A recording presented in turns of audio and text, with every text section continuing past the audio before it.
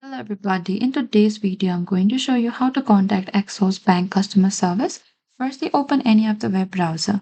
In the top there's this address bar, type on Axos Bank and enter it. And from here you need to select this Axos Bank from the official website. Over here, once you get inside this homepage, in the top right there's the support icon, select that.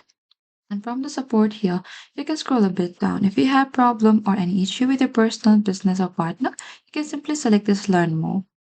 Over here, they can help you with your online banking, how to videos here, or new account guide. You need to simply select learn more. And over here, you can get this instruction here. You can simply see the instruction. Or you can also ask Evo AI in the bottom right, which is their virtual assistant.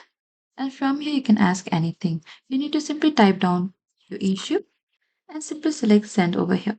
And they will reach out with solutions. That is how you can contact Axos Bank customer service.